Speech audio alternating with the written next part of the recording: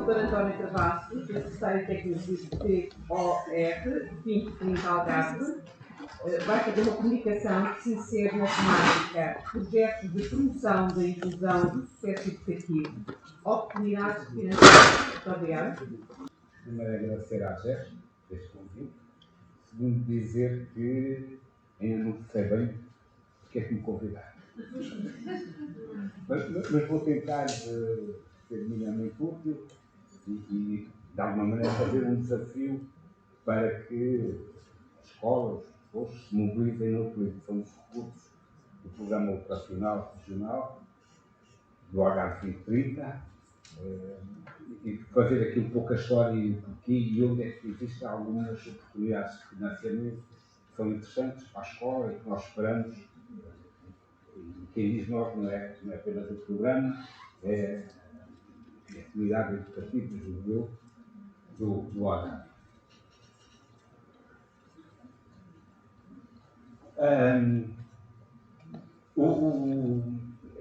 No período de programação, que nós chamamos de desenho do programa, a primeira coisa que surge é o que é que se vai contratualizar com Bruxelas, com a Comissão Europeia, e normalmente isso é uma decisão que é tomada em Conselho de Ministros da União Europeia. No caso concreto, foi tomada em Portugal, no Porto, e tem a ver com o Plano de Ação do Pilar Social Europeu.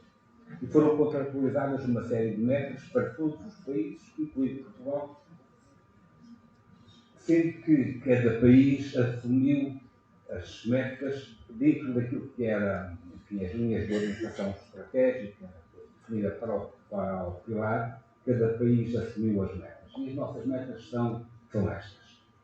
Chegar a 80% de taxa de emprego, 50% dos jovens dos 30 aos 34 anos com ensino superior, reduzir para metade as disparidades entre homens e mulheres, reduzir o número de NEETs, isto é, jovens que não estudam nem trabalham, nem para 9%, reduzir o abandono escolar precoce para 5%,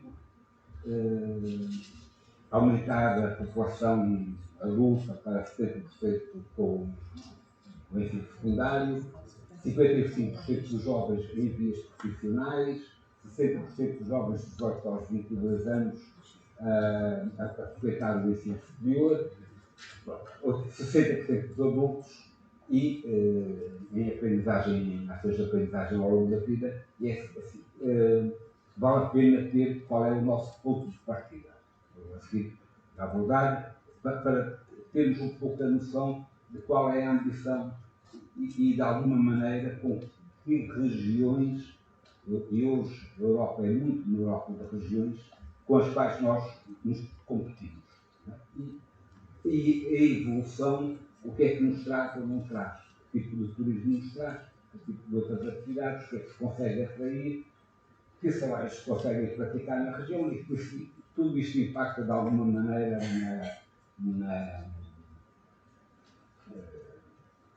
nesta ambição, se quer ou não quer. Eu daqui registro, fundamentalmente, convosco, duas preocupações essenciais. Uma é a redução dos NEET. Nós, no Algarve, estamos com 15,7.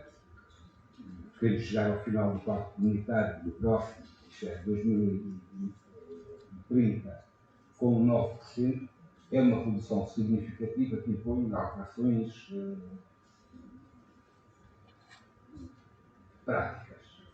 Né? Práticas na escola, práticas nos mercados de trabalho, práticas nas famílias.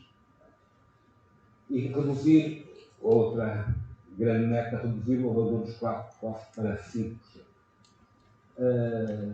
A nossa taxa em 2019 na região era 19,9%, e por isso a taxa de abandono escolar precoce era 19,9%.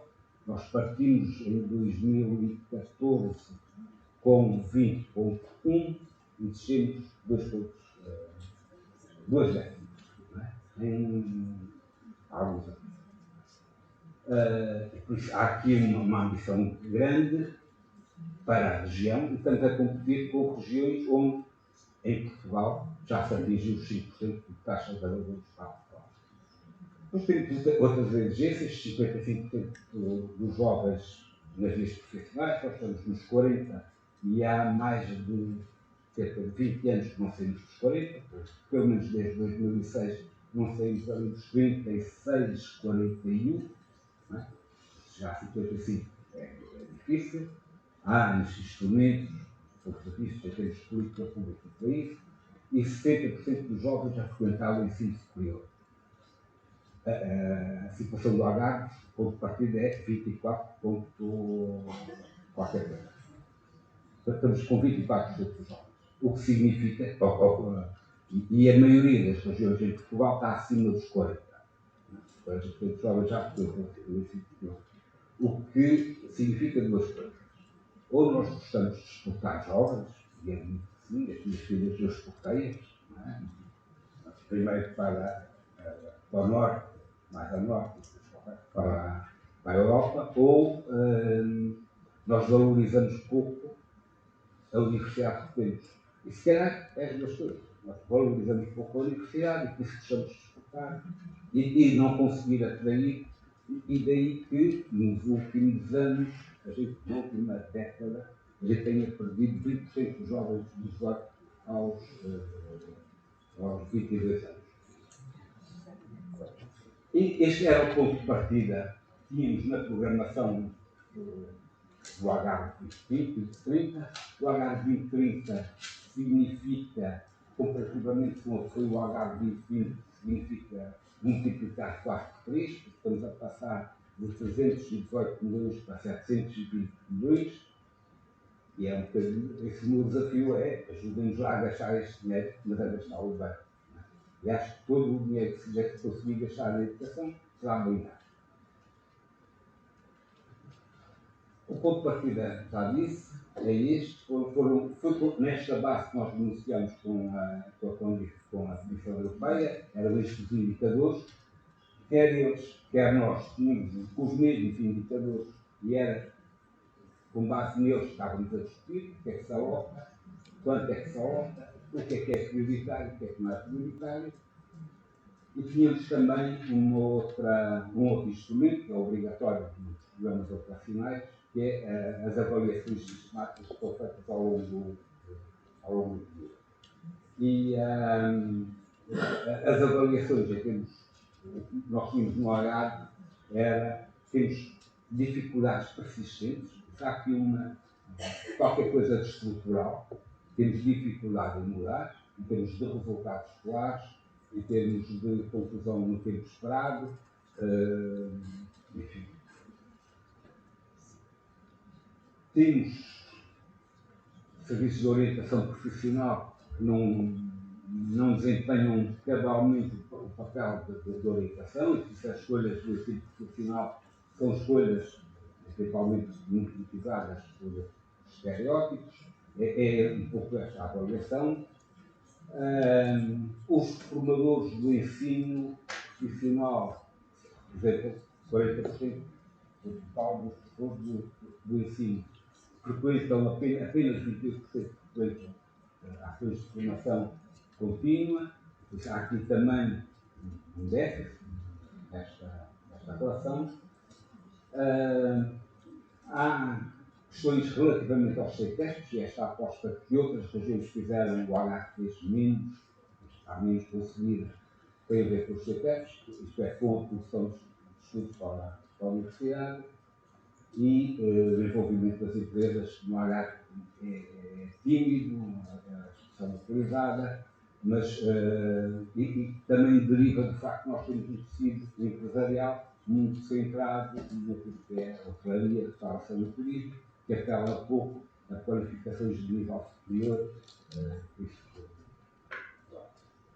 Dentro da avaliação, aquilo que mais nos chamou a atenção foi o facto do impacto positivo, muito positivo, que teve aquilo que chamaram noutras regiões os PCS. Eu não sei se toda a gente está habituada a esta linguagem, mas os PCS eram os programas intermunicipais de promoção do sucesso educativo que o Norte teve, o Centro teve, o Alentejo também teve.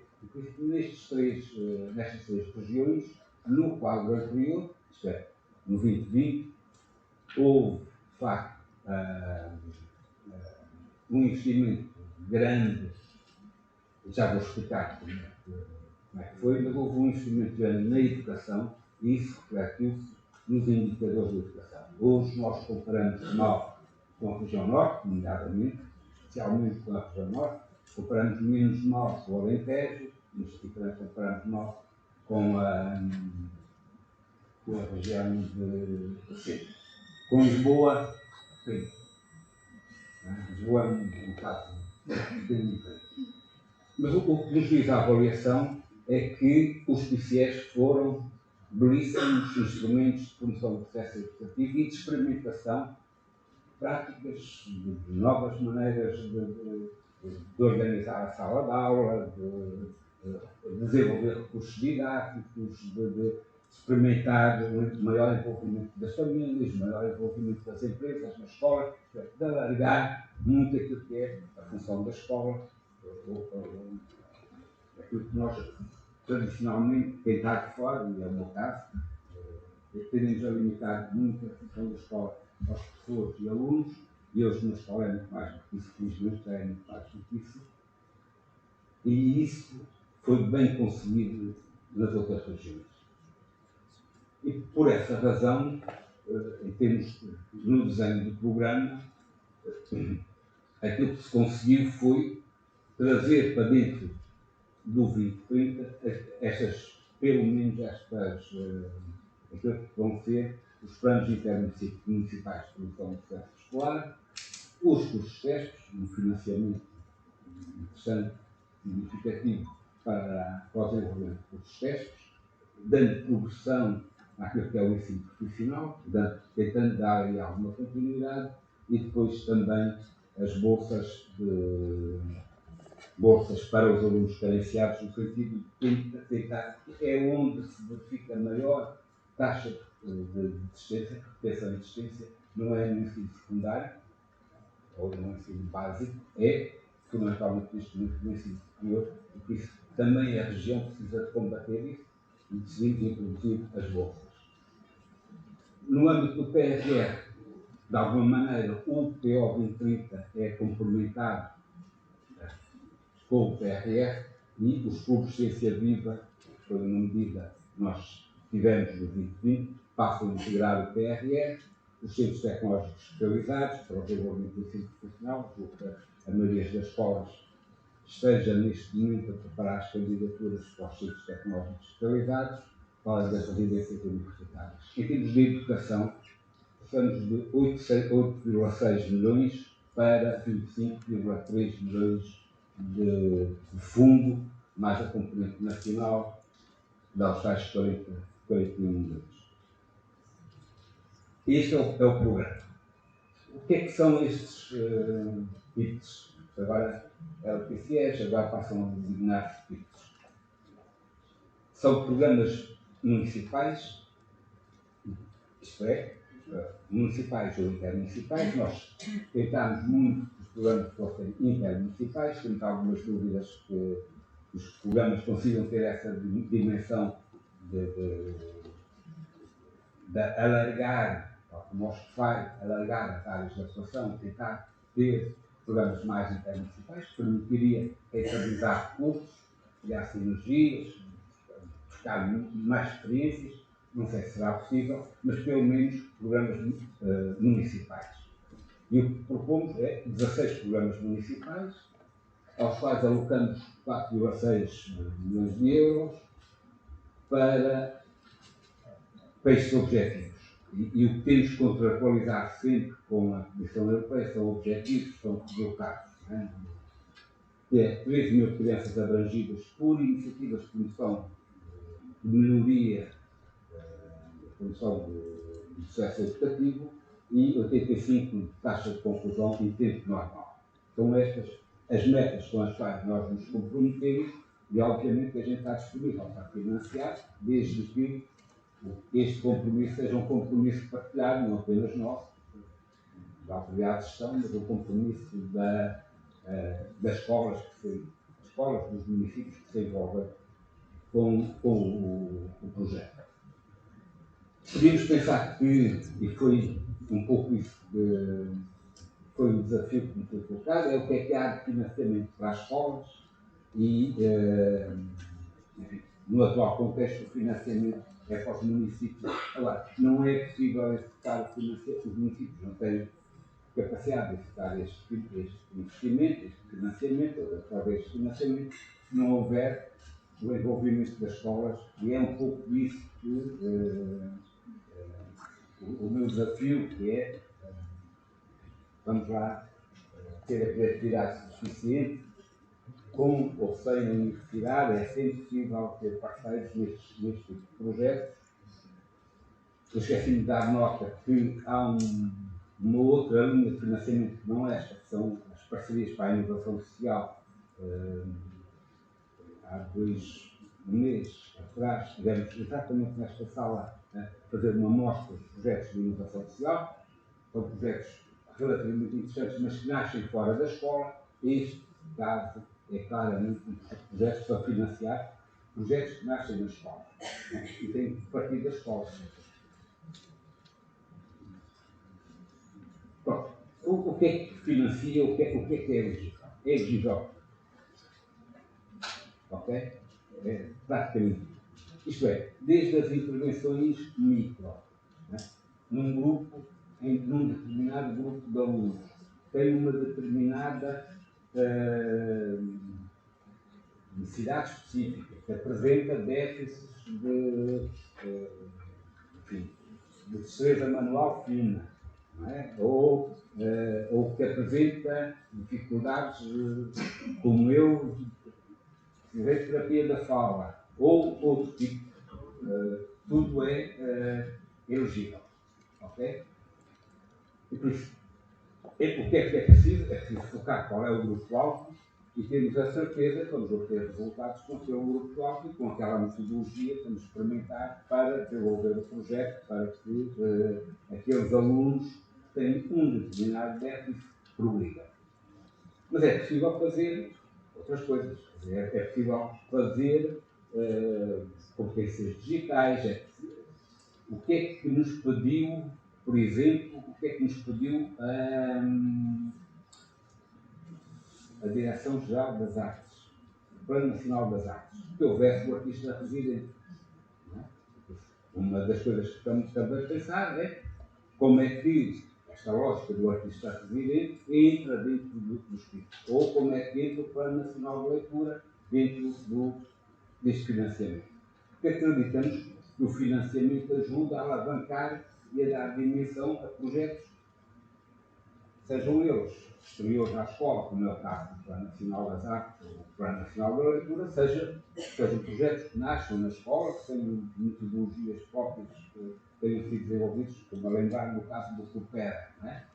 No fundo, são apenas metodologias de ensino-aprendizagem que podem ser alargadas, dinamizadas, disseminadas, ganharem outra escala, não aquela de uma única sala de aula e terem efeitos maiores. Ações de promoção entre a escola e o mundo do trabalho, entre as empresas, ter o empresário convidado vai uma vez por semana, levar os alunos às empresas, por exemplo, questão da sala, configurar salas de aula, é possível pensar na região norte, que são as salas do futuro, que estão agora aí a disseminar, é possível dentro deste projeto, e também é possível gastá-lo em atividades transversais, como, por exemplo, atualizar a carta educativa. Este tipo de financiamento tem permitido nas outras regiões fazer um bocadinho de tudo. Desde as intervenções dentro da sala de aula, numa turma, as intervenções que passam por alargar ao município o envolvimento dos técnicos do município. O que é que se prevê? Fundamentalmente recurso a equipas multidisciplinares, que envolve um conjunto de técnicos. Na nossa opinião, quando tentamos, e ainda estamos a tentar, isto tem um caráter mais supramunicipal, é possível partilhar recursos. Não é? É possível partilhar, não apenas dentro do município, estamos a fazer que há municípios muito pequenos cuja não faz sentido, se calhar, se aquilo não for partilhado. Estamos a pensar, por exemplo, na região de Baixo do Adiana, era possível ter um projeto para 3 municípios, por exemplo. E por isso permite financiar, no fundo, aquilo que são os terapeutas da FAO, os técnicos informáticos, os artistas convidados, o que for. Os passos, as boas práticas, o que nos dizem é que isto não pode sair das câmaras, não pode partir do gabinete de educação das câmaras, isto tem que partir das escolas. As boas práticas, pelo menos na região norte, que é uma coisa que tem procurado acompanhar mais perto para perceber o que é que funcionou e o que é que não funcionou, dizemos que os projetos têm que nascer nas escolas, de saírem dos gabinetes municipais, a coisa tem dificuldade de aderir, passou-se assim no Alentejo. O Alentejo fez um projeto interessante, bonito, mas depois a sua penetração nas escolas não foi a mesma, e por isso é preciso perceber onde é que estão as dificuldades dos alunos, a quem é que queremos responder, se é um problema de multiculturalidade, de diversidade, se é um problema de outra natureza, e são vários, e os fatores estruturais no Algarve indicam que são multifatorial, as dificuldades, e por isso vale a pena que o diagnóstico seja feito na escola e que seja contratualizado entre a escola e o município. O município agrega um conjunto de municípios e passamos à fase em que os 16 municípios têm o seu respectivo plano de melhoria, chamamos assim.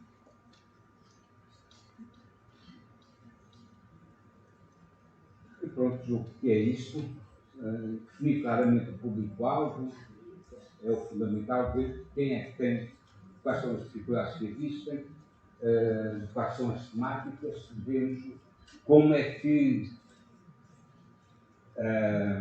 o alargamento da equipa que intervém na escola, sem ser a professores, não financia professores, devo dizer, financia fundamentalmente outros salários. Pode financiar professores desde que essa atividade não esteja dentro daquilo que é a atividade coletiva. A atividade coletiva é financiada pelo Ministério da Educação, isto financia aquilo que é outras atividades. E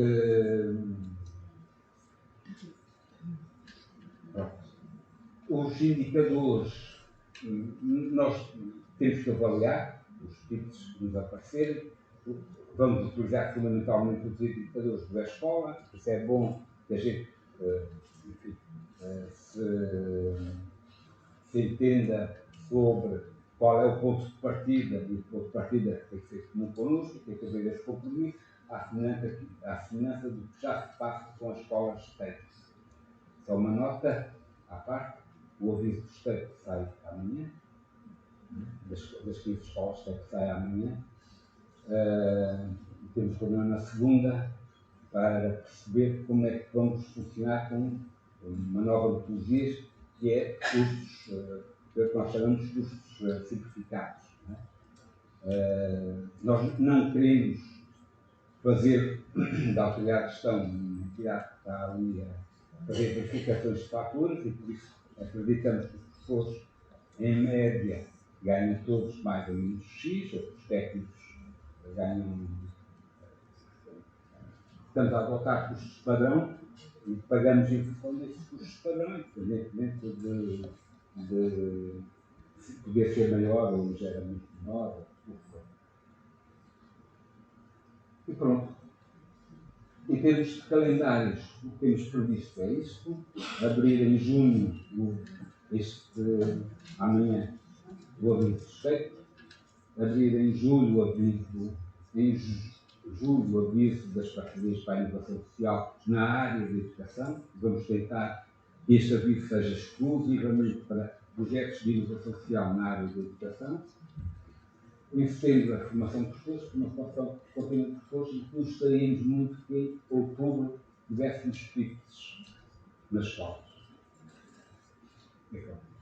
Acho que é tudo comigo. Muito obrigada. Muito António Travassos. Fez todo o sentido, como está a ver, estar aqui presente hoje connosco. Muito obrigada. Uma pergunta. Queria só uma pergunta rápida a respeito, que é, quando for dizer as escolas, ou seja, o que é que ficamos à espera que a nossa Câmara nos contar, que isto vai tudo no ponto de vista que é tudo, é a abertura do convite para os filhos. Qual é o papel da escola no que é que pode fazer? A gente está a falar da Câmara. Então, vamos lá ver. O que é que nós fizemos? Nós vamos contratualizar com a AMAL, com os 16 municípios. Usar o programa para ter 16. Nós, da nossa parte, contratualizamos com a AMAL, com a Associação de Municípios, só temos uma cima, é com ela, com essa cima, contratualizamos o financiamento dos 16 itens. Poderão ser menos, o financiamento mantém-se o mesmo. Não é? Se forem menos, melhor, é sinal que houve aqui um esforço. Se forem menos, porque não se abrange todo o território, é mau, que alguém fica de fora. Não é? E contratualizamos com a AMAL. Os municípios têm os mesmos prazos que têm as escolas.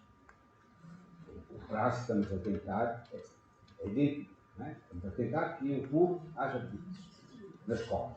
Nós levamos 7 anos de atraso. Na relação aos outros. Haja já os frutos implementados ou haja a candidatura? Há já candidatura às escolas. Estamos a falar ali da vez da abertura das candidaturas. O que é que eu faço? Eu fico das escolas. Não é? Neste caso. Não é? E fica a mal. Mas a autoridade de gestão não deve marcar ela a agenda de trabalhos. A agenda de trabalhos, acho que o que nós estamos a tentar é levar o assunto aos Conselhos Municipais de Educação. Por via da CCDR, o assunto vai ao Conselho Municipal. Estamos a conseguir fazê-lo. Neste momento estão a reunir os Conselhos Municipais de Educação, estamos a conseguir fazer. Agora, é preciso acelerar um bocado o processo. Os picos podem começar em qualquer altura. Podem começar em janeiro, ou em fevereiro. Não há nada que impeça isso. Só que quanto mais tempo se perder, é tempo perdido. Está a saber o que é que nós nos vimos agora à escola e vamos fazer, como é que nós fazemos? Ou seja, quais são as regras, onde é que nós podemos encontrar essa informação, que é o que é financiar? Não é tipo, no fundo, o resumo estava ali, mas já de forma mais operacional, para que a gente possa saber o que funciona. A burocracia é um mínimo, é assim, é ideal a começar já a tentar identificar quais são os grupos, quais são as prioridades, o que é que eu posso fazer chegar. Posso fazer chegar o documento que nós preparamos para a AMAL.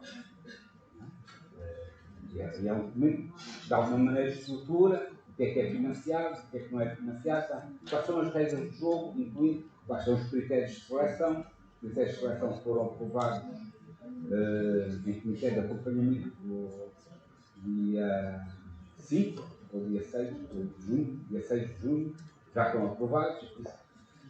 Isto é, já existem condições, agora é preciso começar a desenhar os planos.